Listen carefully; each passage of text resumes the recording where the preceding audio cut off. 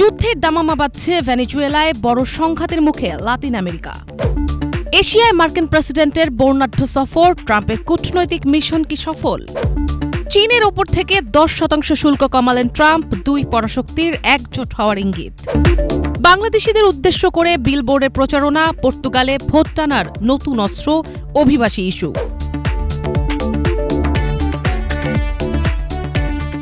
দর্শক, এতক্ষণ শুনছিলাম এই সপ্তাহের ঘটে যাওয়া গুরুত্বপূর্ণ কিছু বিষয়, আর এই বিষয়গুলো নিয়ে আলোচনা করার জন্য আমার সাথে আছে সহকর্মী হিজল জুবায়ের এবং মোহাম্মদ রকিব। ধন্যবাদ আপনাদেরকে আমাদের সাথে যুক্ত হওয়ার জন্য।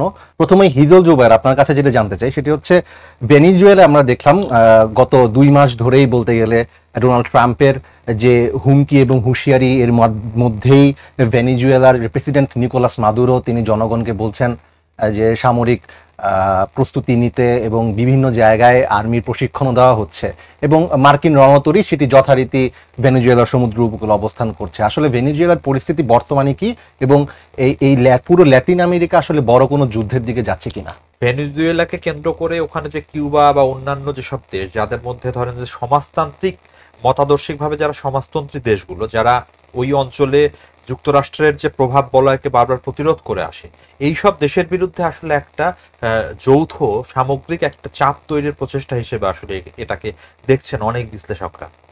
এবং এটা নিয়ে প্রথমত তারা মাদুরোর ওপরেই চড়াও হয়েছেন, ভেনেজুয়েলার ওপরে। এখন তাদের টার্গেট হচ্ছে, বলা হচ্ছে যে মূলত ট্রাম্প বা যুক্তরাষ্ট্রের দিক থেকে বলা হচ্ছে যে মাদক বিরোধী এক ধরনের অভিযান এবং মাদক সন্ত্রাসী তাদের বিরুদ্ধে অভিযানের অংশ হিসেবে যুক্তরাষ্ট্র এই অবস্থান নিয়েছে। কিন্তু বলা হচ্ছে যে তা নয়, মূলত ভেনেজুয়েলার যে সরকার, নিকোলাস মাদুরো প্রেসিডেন্ট, ওনাকে আসলে উৎখাত করার একটা প্রচেষ্টা হিসেবে। কারণ উনি একজন ডাকসাইটে নেতা এবং সবসময় তার যুক্তরাষ্ট্রের যে সাম্রাজ্য বিরোধী অবস্থান, যুক্তরাষ্ট্রের এই অবস্থানে, এই আদর্শের জায়গায় উনি খুবই উচ্চকণ্ঠ, এবং রাশিয়া এবং চীনের সাথে তার সম্পর্ক, এবং এই মিলিয়ে যে একটা এই অক্ষটাকে আসলে পরাস্ত করার একটা জায়গা থেকে এই প্রচেষ্টা চালানো হচ্ছে। এবং অনেক বিশ্লেষকরা এটাও মনে করছেন যে এটা শুধু মাদুরোকে সাধারণ আকারে ভয় দেখানোর অংশ না, এই গানবোট কূটনীতি আসলে করা হচ্ছে যে যেমন ট্রাম্প কিছুদিন আগে বলেছেন যে সম্ভবত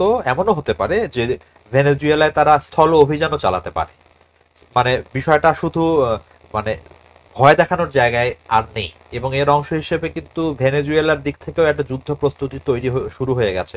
ভেনেজুয়েলার নিকোলাস মাদুরো উনি কিন্তু হুঁশিয়ারি জানিয়ে বলেছেন যে উনি প্রায় 80 লক্ষ রিজার্ভ সৈন্য তার আছে, এরকম একটা হুমকি দিয়েছে যে সারা ভেনেজুয়েলার প্রত্যেকটা জনগণ অস্ত্র হাতে তুলে নেবে। এবং অলরেডি উনি কিন্তু সামরিক মহড়া এবং ওনার যে সেনাবাহিনী এটাকে ঢেলে সাজিয়েছেন। এবং আর একটা হুঁশিয়ারি উনি দিয়েছেন যে রাশিয়ার তৈরি ক্ষেপণাস্ত্র ইগলা এস, এরকম 5000 ক্ষেপণাস্ত্র, বিমান বিধ্বংসী ক্ষেপণাস্ত্র বলা হয় এগুলোকে, সেগুলো সারা দেশে মোতায়েন করা হয়েছে বলে উনি জানিয়েছেন। সব মিলিয়ে আসলে পরিস্থিতি কোন দিকে যায়, হয়তো একটা সংঘাতময় পরিস্থিতির দিকে আমরা যেতে পারি, এমন আশঙ্কা আসলে দানা বাঁধছে। এবং এই ভেনেজুয়েলা এবং যুক্তরাষ্ট্রের যে উত্তেজনা, এই চলমান পরিস্থিতির মধ্যেই কিন্তু ট্রাম্প এশিয়া সফরে গেলেন, এবং এশিয়া সফরে সম্মেলনে উপস্থিত ছিলেন থাইল্যান্ড কম্বোডিয়ার মধ্যে যে যুদ্ধবিরতি চুক্তি, সেটিও তার উপস্থিতিতে স্বাক্ষরিত হলো। মোহাম্মদ রকিব, আপনার কাছে যদি জানতে চাই সেটা হচ্ছে, ট্রাম্পের যে এশিয়া সফর, এই এশিয়া সফরের মূলত ডোনাল্ড ট্রাম্পের যে উদ্দেশ্য ছিল সেটি আসলে কতটুকু সফল হলো? প্রথমেই আপনি যেটা জানতে চাইলেন যে ট্রাম্প কতটা সফল হলেন, তার আগে আমি আসতে চাই যে আসলে এশিয়ার দেশগুলি যেসব দেশে উনি সফর করেছেন তারা কতটা সফল হয়েছেন ট্রাম্পের সাথে এই আলোচনায়। তো সেটার প্রথমেই বলতে চাই যে যখন আসিয়ান সম্মেলনে গেলেন ডোনাল্ড ট্রাম্প, এটা প্রথমেই বলি যে এটি ট্রাম্পের দ্বিতীয় মেয়াদের প্রথম এশিয়া সফর। তো এই সফরে প্রথমেই উনি সফর শুরু করেছেন মালয়েশিয়ায়, যেখানে তিনি আসিয়ান সম্মেলনে যোগ দেন। এবং তিনি যদিও যুক্তরাষ্ট্র আসিয়ানের সদস্য দেশ নয়, তারপরও ট্রাম্প সেখানে গিয়েছিলেন বিশেষ আমন্ত্রণে। এবং সেখানে গিয়ে উনি মূলত থাইল্যান্ড এবং কম্বোডিয়ার যে শান্তি চুক্তি, সেটাতেই আসলে উনি উপস্থিত ছিলেন, তার উপস্থিতিতে এই শান্তি চুক্তি সম্পন্ন হয়। তাতে ওই মালয়েশিয়া সফরে যেটা হয়েছে সেটা হচ্ছে যে একদিকে থাইল্যান্ড এবং কম্বোডিয়ার মধ্যে শান্তি চুক্তি করানো, এবং সারা বিশ্বব্যাপী তার যে এবারের ক্যাম্পেইন, যে বিশ্বব্যাপী তিনি যুদ্ধ থামানোর কাজ করছেন এবং শান্তি ফেরানোর চেষ্টা করছেন। তো এইটা হচ্ছে তার প্রথম যে উদ্দেশ্য, সেটি সফল হলো। আরেকদিকে যেটা হলো সেটা হচ্ছে যে মালয়েশিয়া একটি আপনি জানেন একটি বৃহৎ মুসলিম দেশ, মুসলমানদের একটা সহানুভূতি পাওয়ার জন্যে এই মুসলিম দেশগুলির সাথে তিনি সুসম্পর্ক বজায় রেখে চলছেন এবং মালয়েশিয়া ওশিনিয়ান কান্ট্রি হিসেবে মালয়েশিয়ার সাথে সম্পর্কটাকে একটা বিশেষ তাৎপর্য বহন করছিল এবং মালয়েশিয়ার নেতারাও ট্রাম্পের ভূয়সী প্রশংসা করেছেন এই সফরে। তারপরে তারপরে যে দেশগুলি উনি সফর করলেন, জাপান, এবং জাপানে যে উনি নতুন যে নারী প্রধানমন্ত্রী হয়েছেন, প্রথম নারী প্রধানমন্ত্রী, তার সাথে বৈঠক করেছেন এবং তার দিক থেকেও তিনি ভূয়সী প্রশংসা পেয়েছেন। আমি যে জিনিসটা উল্লেখ করতে চাই আলোচনার মধ্যে দিয়ে সেটি হচ্ছে যে এশিয়ার দেশগুলি একটা জিনিস বুঝে ফেলেছে, এই যে ট্রাম্পকে প্রশংসা করলে তার রেজাল্ট পাওয়া যায়। এখন মূল যে জায়গাটা সেটা হচ্ছে যে এই এপেক সম্মেলন, যেখানে দক্ষিণ কোরিয়াতে যে এপেক সম্মেলন হচ্ছিল, সেখানে এপেক সম্মেলনের ফাঁকে উনি বহুল প্রতীক্ষিত শি জিনপিং এর চীনের প্রেসিডেন্টের সঙ্গে যে বৈঠকটি আজকে করলেন, সেইটা ছিল সবার দৃষ্টি ছিল আসলে সেই দিকে যে চীনের সঙ্গে আসলে কি পরিস্থিতি দাঁড়ায়। এই ক্ষেত্রে আপনাকে একটা প্রশ্ন করবো, আরেকটা, সেটা হচ্ছে চীনের ওপর থেকে 10% শুল্ক কমানোর যে ঘোষণা ট্রাম্প দিয়েছেন, সেটিতে আসলে বেইজিং কতটুকু খুশি সেটি নিয়ে প্রশ্ন থাকতে পারে। তবে এরপরও যেহেতু ট্রাম্পের পক্ষ থেকে এই ঘোষণাটা চলে আসলো, এক্ষেত্রে দুই পরাশক্তির, বিশেষ করে এশিয়াতে চীনের সাথে ট্রাম্পের পরাশক্তি হয়ে ওঠার জন্য একজোট হওয়া বা এই গুঞ্জনগুলো আসলে আপনি কিভাবে দেখেন? আপনি জানেন যে চীনের সঙ্গে যুক্তরাষ্ট্রের এই মুহূর্তে যে উত্তেজনা, অর্থনৈতিক এবং ভূ রাজনৈতিক যে উত্তেজনা, সেটি সবচেয়ে প্রকট এবং এর মধ্যে দিয়ে যে শুল্ক নীতিতে ট্রাম্প চীনকে দমানোর চেষ্টা করছিলেন, তো সেইটার এখানে এসে চীনের প্রেসিডেন্টের সঙ্গে কথা বলে যিনি প্রথমে যেটা চাইছিলেন যে শুল্ক ইস্যুতে চীনকে চাপে রাখা। অপরদিকে চীন আগে থেকেই যুক্তরাষ্ট্রকে একটা ভিন্ন চাপের মধ্যে রেখেছিল। আপনি জানেন সেটা হচ্ছে যে প্রান্তিক যুক্তরাষ্ট্রের যে প্রান্তিক ভোটার, মানে কৃষি নির্ভর যুক্তরাষ্ট্রের যে কৃষি খাত, সেই খাতে একটা বৃহৎ রফতানি, যুক্তরাষ্ট্রের সবচেয়ে বড় কৃষি পণ্যের আমদানিকারক দেশ হচ্ছে চীন। তো সেই চীন আমেরিকার যে সয়াবিন সহ অন্যান্য কৃষি পণ্য যে বৃহৎ আমদানিকারক দেশ, তো তারা সেই আমদানিটা বন্ধ রাখছিল।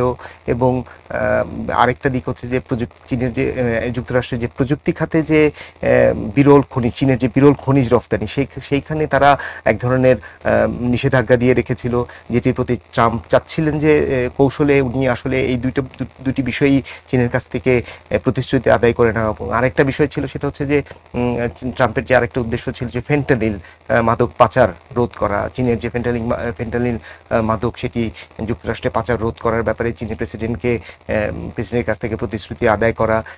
এখন সবশেষে আলোচনা শেষে ট্রাম্প বলছেন যে চীনের প্রেসিডেন্টের সঙ্গে আলোচনা পুরোপুরি সফল হয়েছে এবং উনি মার্কিং দিয়ে বলেছেন যে 10-12 পেতে পারে এই বৈঠক। সম্প্রতি আমরা দেখলাম যে পর্তুগালের একজন বিরোধী দলের রাজনীতিক, তিনি হচ্ছে বাংলাদেশকে উদ্দেশ্য করে একটি বিলবোর্ড স্থাপন করেছেন এবং সেই বিলবোর্ডটিতে লেখা ছিল বাংলায় যে পর্তুগাল বাংলাদেশিদের জন্য না।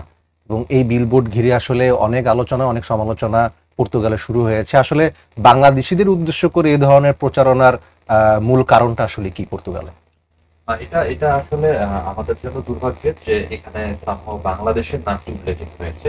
এটা আসলে পর্তুগালে এখন যে রাজনীতির উত্থান দেখা যাচ্ছে, যে দলটি এটি করেছে, এই দলটি এখন কিন্তু প্রধান বিরোধী দল। এটি একটি ডানপন্থী দল, কট্টর ডানপন্থী দল বলা হচ্ছে সেগা।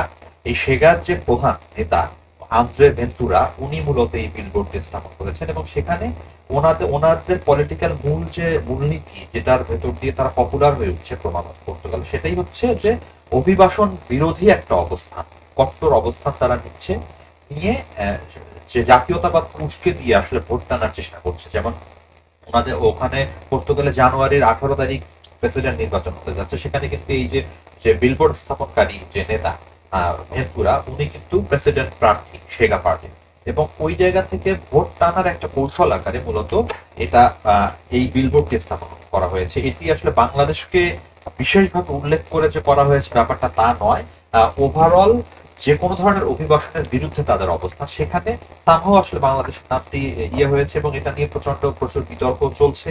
যেমন পর্তুগালে বিভিন্ন জরিপগুলিতে দেখা গেছে যে সম্প্রতি পর্তুগালে যেটা ঘটছে, পর্তুগাল সহ ইউরোপের অন্যান্য দেশগুলিতেও, যে আফ্রিকা, মধ্যপ্রাচ্য বা এশিয়ার বিভিন্ন দেশ থেকে এক ধরনের অতিরিক্ত মানে ধরেন ইলিগাল বা নথিপত্রহীন ইমিগ্রেশনের চাপটা অনেক বেড়েছে। সেখান থেকে পর্তুগালে এক ধরনের সেন্টিমেন্ট তৈরি হয়েছে যে এই ধরনের নিয়ন্ত্রণহীন অভিবাসনটা আসলে তারা চায় না, এবং এই ধরনের নিয়ন্ত্রণহীন অভিবাসনটা আফ্রিকা অঞ্চল থেকে আর সাউথ এশিয়া, বিশেষ করে ভারত, নেপাল, বাংলাদেশ থেকেও কিছু কিছু এই এই ফ্লোটা ওখানে গিয়েছে। সেখান থেকে তাদের একটা অ্যান্টি ইমিগ্রেন্ট সেন্টিমেন্ট তৈরি হয়েছে। সেটা ওভারঅল, সেটা আলাদা করে বাংলাদেশের জন্য ইয়ের জন্য এরকম না, সাউথ এশিয়া আফ্রিকান অঞ্চলের জন্য একটু এটা তৈরি হয়েছে। এবং সেগার প্রতিশ্রুতি হচ্ছে যে তারা যদি ক্ষমতায় আসে তারা এগুলাকে আরো বেশি কঠোর অবস্থানে চলে যাবে। ধন্যবাদ হিজল জুবায়ের আপনাকে, ধন্যবাদ মোহাম্মদ রকিব আপনাকেও আমাদের সাথে থাকার জন্য। দর্শক ধন্যবাদ আপনাদেরকেও। দেখা হচ্ছে অ্যারাউন্ড দ্য ওয়ার্ল্ডের আগামী পর্বে।